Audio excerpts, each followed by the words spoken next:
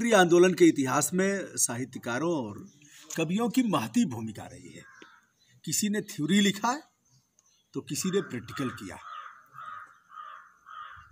आज हम बैठे हैं श्री जनार्दन सिंह सर्वोदय के साथ, जो एक कवि भी हैं, लेखक भी हैं। पुलवामा की घटना ने सबको झकझोर दिया है भीतर तक। लोग लगातार इस बात की अपील कर रहे हैं भीतर से कि आर पार होना चाहिए। यह सब बहुत दिनों से चल रहा है। इस मत के भी लोग हैं कि धारा 370 समाप्त होना चाहिए, समान नागरिक संहिता, जिसकी पक्षधर भाजपा रही है। जनसंघ के ज़माने से ही इसकी बात की जाती रही है। आज आम जनमानस इस बात का सरोकार रखता है कि बहुत हो गया। आज सर्वोदय साहब के साथ हैं। इसके पहले भी हमने इनका मिट्टी का मकान दिखाया था। काशी हिंदू विश्वविद्यालय के प्रोडक्ट हैं। एक बड़ी रचना इन्होंने किया है, उसके बारे में भी हमने बताया है। आतंकवाद पर एक कविता आपने लिखा था, मुझे स्मरण हो रहा है, सुनाया भी था। मैं चाहूँगा एक बार लोगों के लिए आप फिर से सुनाएं। बहुत बहुत धन्यवाद दुबे जी, बहुत बहुत धन्यवाद आपका। आप हमारे इस गांव में पधारे और हमारे घर पधारे। इस गांव का तो मैं है ही हूँ। हाँ, दूर क्यों कर रहे हैं? जी जी। नहीं, हमको ये डर लगने लगा है कि कहीं हम अपने गांव से खो न दें आपको बढ़ती हुई मांग में वैश्विक रूप पर। इस नाते से आपको जोड़े रखने का प्रयास करता हूं। इसके लिए आप माफ़ करिएगा कि आप कहीं भूल न जाएं। माननीय दुबे जी, आतंकवाद हमारी समझ से जो घटना पुलवामा में घटी है, 40 जवान उसमें मारे गए, वह हमको नहीं, हर एक भारत को, चाहे भारत में रहता हो या विदेशों में रहता हो, सबको झकझोर दिया है उसने। और सच कहा जाए तो उस एक दिन का कम से कम राष्ट्रीय स्तर पर हमें शोक उन वीरों की यादगार में रखना चाहिए। मैं आज यहीं बैठे बैठे चैनल के माध्यम से उन सभी शहीदों को श्रद्धांजलि अर्पित कर रहा हूँ कि वे जहाँ भी इस संसार में हों, उन कोने में इस महाविश्व के, उनकी अगर आत्मा का कुछ अंश होता है अगर, तो वे कहीं न कहीं पुनः इसी भारत की धरती पर जन्में और इस भारत के ऊपर आक्रमण करने वाली इन भेड़ियों को, दरिंदों को बार बार अपना सबक सिखाएं। हमारी समझ से दुबे जी, आतंकवाद कहीं न कहीं एक निराशा का प्रतीक है, अवसाद का प्रतीक है, कायरता का प्रतीक है, कोढ़ का प्रतीक है, जो कहीं न कहीं किसी न किसी रूप में अपना कलंक ही है और आत्मनाश ही करता है। और इसी पर मैंने बहुत पहले अपने महाकाव्य जागृति, जिसको कि मैंने अपनी ज़िंदगी के 35-36 वर्षों में धीरे धीरे लिखा, क्या बात, उसी का एक अंश है आतंकवाद भी, जो कि हमारी इस जागृति महाकाव्य के भाग 25 में अंकित है। और यह हमारा जागृति महाकाव्य 40 खंडों में लिखा गया है। उसी में से 25वां खंड में यह हमारा आतंकवाद है। उसकी एक कविता मैं आप लोगों को सुना दे रहा हूँ, क्योंकि बहुत पहले लिखी गई थी। इसमें जो भी त्रुटियाँ होगी उसको आप लोग क्षमा करेंगे, लेकिन हमारा भाव जो है वो इसमें झलकेगा। जी सुना।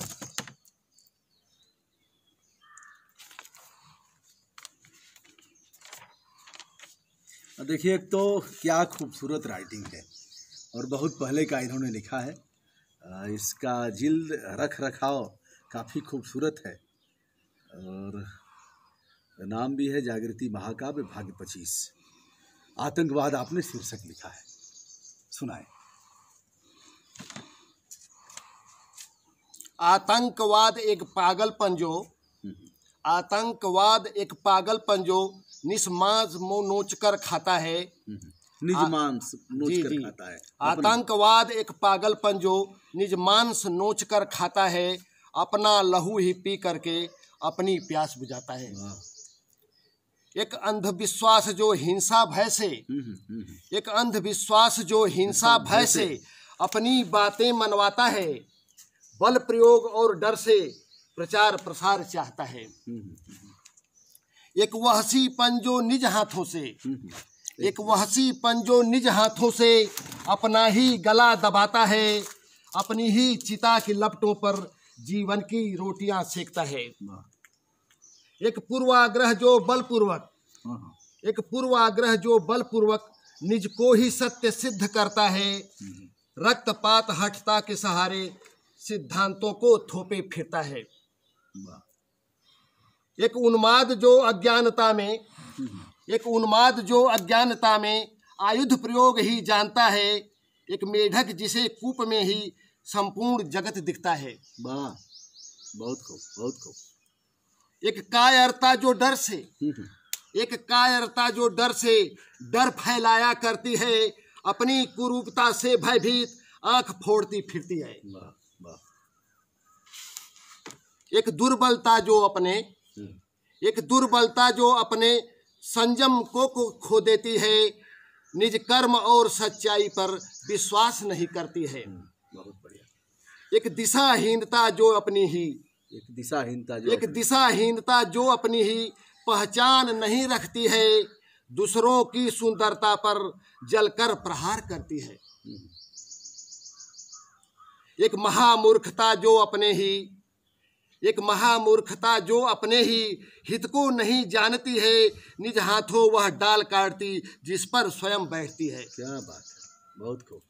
एक विक्षिप्तता जो अपनी भी रक्षा नहीं जानती है, दूसरों के संग संग अपना भी विध्वंस किए चलती है। बहुत खूब। एक नशा जो अपनी मादकता में विवेक छीन लेती है, सर्वस्व लूट लेती है, कुछ शेष न रहने देती है। एक सनकीपन जो अपने ही वस्त्र फाड़ते फिरता है, उस घर में ही आग लगाता जिसमें वह रहता है। क्या बात है, बहुत खूब, बहुत सही विवेचन किया आपने।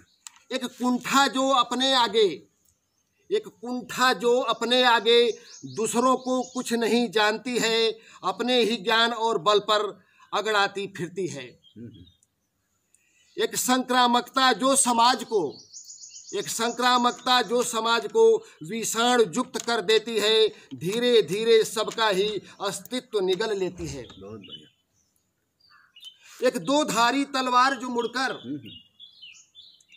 आतंकवाद एक धार तलवार नहीं है जिसको कि हम मारेंगे उसी का नाश होगा, दो धारी तलवार है। हाँ, उसको भी काटती है, फिर अपने ही गले पर वह चली आती है। क्या बात, और अपना भी जो है गला काट देती है। एक दो धारी तलवार जो मुड़कर अपना गला भी काटती है, एक विषाक्तता जो अपना आभास न होने देती है। एक संकीर्णता जो दीवारें तोड़ बाहर निकल न सकती है, भूकंपों सा विध्वंस मचाती ऊर्जा व्यर्थ बिखेरती है। एक बादल जो सूरज ढकने का असफल प्रयास करता है, अंधकार को ही सर्वोत्तम शक्ति स्रोत जो मानता है। एक प्रदूषण जो पर्यावरण ही गंदा और मैला करता है, एक ग्रंथ स्राव जो दुर्गंधों से जग को व्यथित करता है।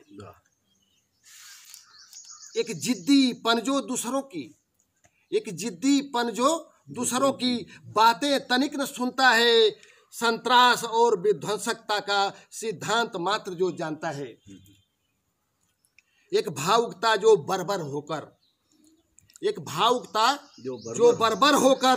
आक्रामकता अपनाती है। एक भावुकता जो बर्बर होकर आक्रामकता अपनाती है, साध्य छूट जाता जिससे प्रतिशोधों में फंस जाती है। एक अधकचरी मानसिकता जो दलन में निष्ठा रखती है, ताड़ना प्रताड़ना पीड़ा आंसू क्रंदन पैदा करती है। एक अखाड़ा जहाँ शांत की वकालत नहीं हो सकती है, एक प्यास की जिससे सृजित ज्वार में फेन ही फेन मिलती है। एक कट्टरता जो अंधी होकर कुएं में गिर जाती है, अपनी सड़ंध से प्रदूषण और स्थिरता पैदा करती है। एक खुखारपन जो अपने नाखून बढ़ाए फिरता है, जालों में फंसकर और फंसाकर मरता और मारता है। बहुत खूबसूरत रचनाएं काफ़ी पहले का इन्होंने लिखा था। और आज प्रासंगिक है। इस तरह की तमाम रचनाएं हैं, हम आपको सुनवाते रहेंगे और जो भी आप बताएंगे उस तरह से हम प्रयास करके ऐसे लोगों को हम आपके सामने प्रस्तुत करते रहेंगे। आपको भी अच्छा लगेगा और जिन लोगों ने इस तरह से साधना किया है, लिखा है, उसे जीवंतता प्रदान करना और प्रैक्टिकल करना हम सभी का दायित्व है। आप सभी को विनम्र भाव से हम दोनों का नमस्कार। श्री जनार्दन सिंह जी का मोबाइल नंबर है, जो लोग भी अगर संपर्क करना चाहेंगे और ऐसे बात करना चाहेंगे बता दें अपने ही। नमस्ते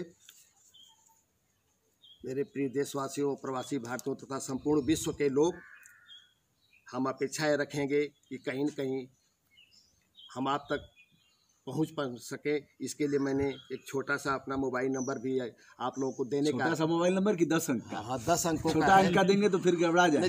छोटे का मतलब। अच्छा, छोटा अंक विदेश में होता है। मोबाइल हमारी छोटी है। अच्छा, मोबाइल अंक बराबर है। अंक बराबर है। चलिए, पहली मोबाइल नंबर है हमारा 9616475125। पुनः दोहरा देता हूँ, 9616475125। और दूसरा मोबाइल नंबर है 8423060743। 8423060743। तो चूँकि मेरा घर बहुत ऊंचा है, इस नाते से पहला मोबाइल हमें कम रिसीव हो पाता है। दूसरे मोबाइल नंबर पर अगर हमारा मोबाइल मिले नंबर, तो आप लोगों का अगर फ़ोन आएगा तो हमें अति खुशी होगी और अपने को हम वैश्विक रूप में समझेंगे। बहुत बहुत आप सभी लोगों का धन्यवाद। सभी को नमस्कार।